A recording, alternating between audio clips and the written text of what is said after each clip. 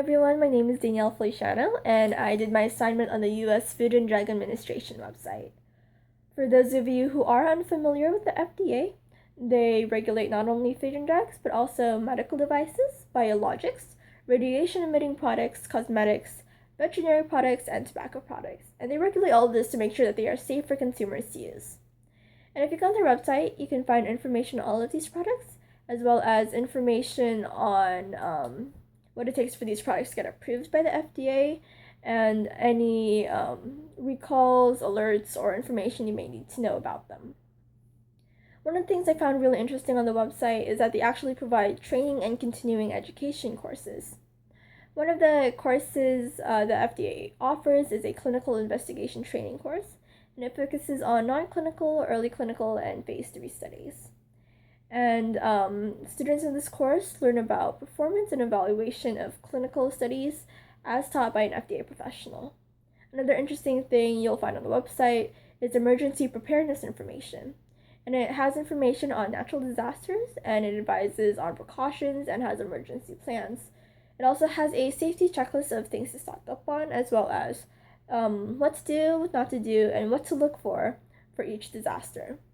Also, under their emergency preparedness information is bioterrorism and drug preparedness information, because what some people don't realize is that the FDA actually plays an important role in counterterrorism measures due to all the regulations they provide. And in this section, you can find drug information in case of radiation emergencies, as well as FDA-approved products that help counter harmful chemical agents.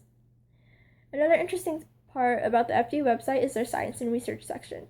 And in this section, you'll find information on any research that the FDA is conducting, as well as their research findings. And in here, you can also find the FDA plan for advancing regulatory science and their clinical path initiative, which is their plan to make a positive change in the way medical products are developed, assessed, and manufactured. One of the things I found really interesting on the website was also their defect levels handbook. And for those of you who haven't heard of this before or are unfamiliar with it, there are natural or unavoidable defects found in food, or certain foods. And because they are natural and unavoidable, there really isn't much that the FDA can do to stop it from getting into foods. However, it can limit the amount that gets in. And these defects usually pose no health hazards to humans. And so it lists the foods, their defects, as well as action levels. And what an action level is the level of defect allowed for each sample of food. So, for example, if I were to go on and check for pineapple juice, you could find that the defect common in it is mold, and that the action level is a mold count of 15% or more, which means if the pineapple juice gets 15% or more of mold, then an enforcement action has to take place to try to get it down. And these action levels change as technology advances.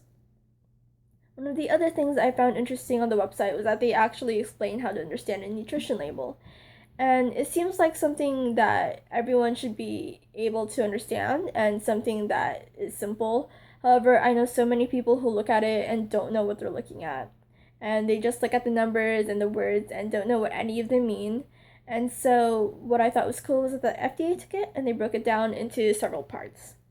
And it explained what each part was, and which parts you should be getting more of and which parts you should be limiting, as well as how to balance your diet and what to look for in the daily value and what all the numbers mean. And so I thought that was very interesting and very helpful. And that's about it for the FDA website. You can find all of it on fda.gov. Thank you for watching.